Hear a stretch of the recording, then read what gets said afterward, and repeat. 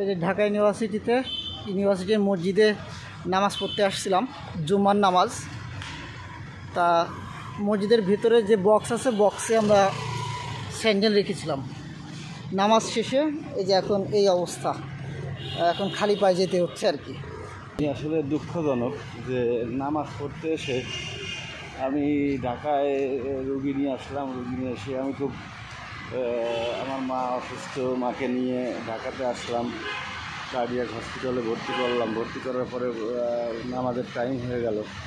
নামাজ পড়তে এসে আমার অনুভূতি, আমার মায়ের জন্য একটু দোয়াও করলাম, কিন্তু আসলে আমি ভাবি নাই যে ঢাকা বিশ্ববিদ্যালয়ের মতো জায়গা, জামে মসজিদে যে এরকম চোর বা জুতা চুরি হয়, এটা আমার জানা ছিল না। তা আমার অভিজ্ঞতা ছিল ঢাকা শহরে স্যান্ডেল জুতা সবই চুরি হয়, এমনি এমনি বিভিন্ন মসজিদেও চুরি হয়। তবে এইখানে সর্বোচ্চ বিদ্যাপীঠ বাংলাদেশের, যেটাকে বলা হয় প্রাচ্যের অক্সফোর্ড, সেই বিশ্ববিদ্যালয়ের মসজিদে যখন স্যান্ডেল এবং জুতা চুরি হয়, এটা আসলে দুঃখজনক। এবং